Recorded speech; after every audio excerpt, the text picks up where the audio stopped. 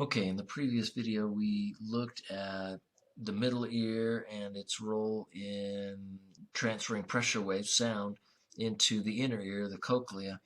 What we want to look at now is the other part of the inner ear. We mentioned that up here as being involved in balance.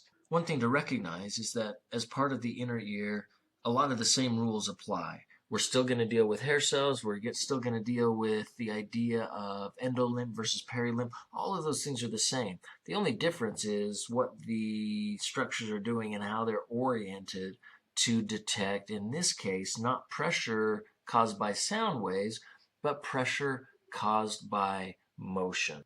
Okay, to look at that, let's first focus on the semicircular canals. So that's going to be in this region of the ear right here. And let's see if we can blow these up a little bit. Let's come over here. The semicircular canals are pretty much circular tunnels that exist in all three planes.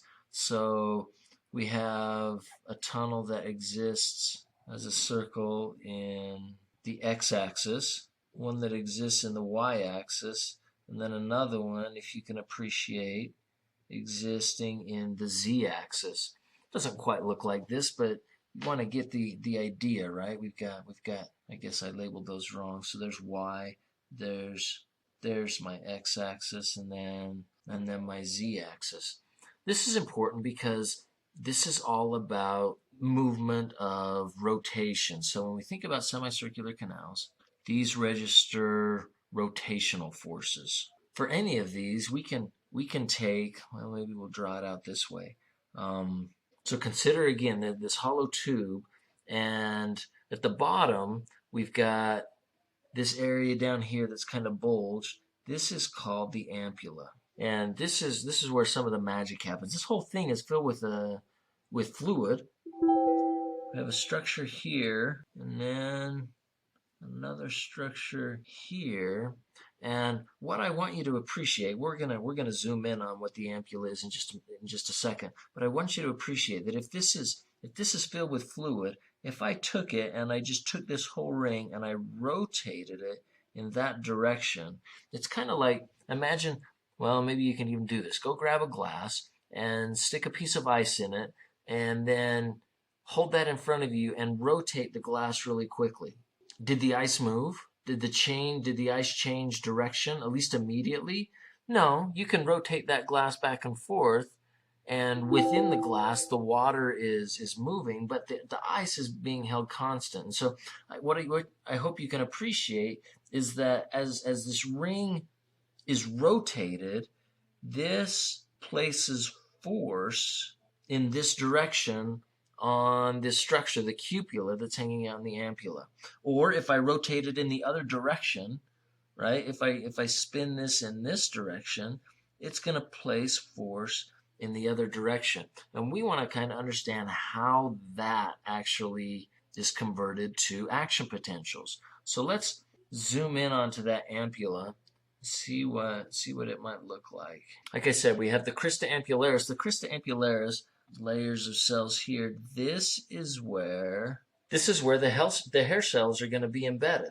So very similar to what we saw in the cochlea, in the area associated with the organ of Corti, we have hair cells. And these hair cells have their kinocilium. And very similar to what we saw before, we have endolymph, and beneath it we have perilymph. Now the structure, and I mentioned this word just a minute ago, the structure that these are embedded in is this big flexible membrane called the cupula. And it's actually a very light density. It's got a light membrane. It's got a very low density, same density as endolymph, as a matter of fact.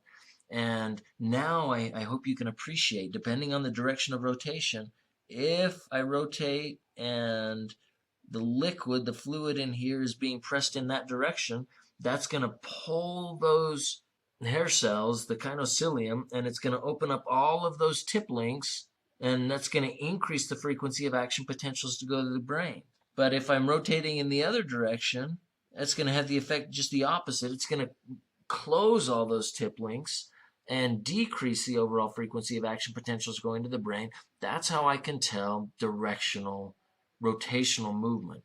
And because each one of these is happening, or I have one of these happening in all three planes, in the X, Y, and Z axes, then any type of rotational movement and the combination of that movement in all three planes can be registered by the brain telling me what's going on. This is why, if you're looking at, for example, dizzy bat races, somebody puts their head on a bat, bends down, and starts twisting around in circles real fast. That fluid, and it's just like you could do with the cup. If you sat there and you spun that cup multiple times, you would get the fluid in there actually flowing, actually pushing in that direction. Then when you stop moving the cup, the water in the cup continues to rotate.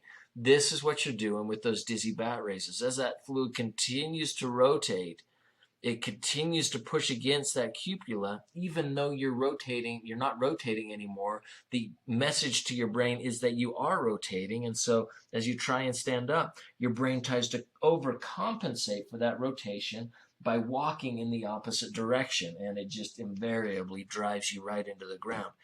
Makes you sick, very entertaining for the rest of us. So the more you do that, just send your videos to me. I laugh every single time.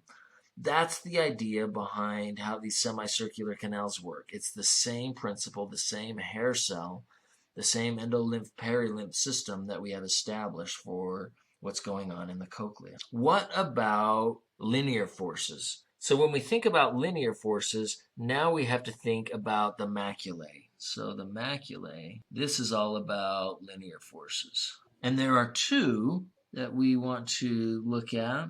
One up in here in the horizontal plane, and another here in the vertical plane. The one in the vertical plane is called the saccule, and the one in the horizontal plane is called the utricle. And these are likewise just as cool because of how they're set up. So if we were to, let's look at the utricle for a brief minute. The principle is the same. So if we have hair cells, right, the top is endolymph, the bottom is bathed in perilymph, and they each have this kinocilium, right? But this time, what's the force that we're actually measuring? We're measuring linear acceleration forces. And these could be either in the vertical or horizontal planes. So how do we make this work? Well, in this case, we actually have two components that make it work. A little bit of jello and some rocks. This is literally a gelatin substance, and on the top of this, we have tiny calcium carbonate rocks that we call otoliths. And this means that when your mother accused you when you were a small child of having rocks in your head, well, she was actually right. They're sitting right here in this gelatin, and this gelatin also contains these kinocilia embedded within it from these hair cells. Now, what I want you to imagine is sitting in a car, a really nice car, and going from 0 to 60 in under 3 seconds, right? As we move this structure very quickly in a horizontal acceleration, what can happen? I hope you can appreciate that acceleration is going to leave the rocks in the dust. And the displacement of that gelatin pad and the otoliths on top of it, the otoliths, they're just there to help respond to gravity, to give it some mass. The bending of the hair cell, this bending right here, is what opens or closes these tip links to tell us the direction of this horizontal linear acceleration. And the true is the same for the saccule, right? The saccule is the same kind of thing. It's just in the vertical direction. So we have our hair cells here, we have our gelatin here, and we have our otoliths embedded in that gelatin. And any movement in either direction here is going to cause a bending of these kinocilium, and the resulting opening or closing of the tip links. That's what drives the action potentials, this time through the vestibular nerve, which is then going to join the cochlear nerve to become cranial nerve 8, to register this information and feed it back to the brain. So part of learning to walk, for example, is understanding how all of this information coming into the brain through these sensory pathways can predict movement. And you can train yourself to do some pretty crazy things. You put me on a some sort of twisty ride where I'm spinning a lot, and the first thing I'm going to do is get sick and throw up. But people can train themselves to understand what's going on, even in these crazy moving environments. I think of uh, Olympic ice skaters and how they can just continue to spin around so fast and know exactly where they are. This is just about teaching the brain what these motions mean and how to deal with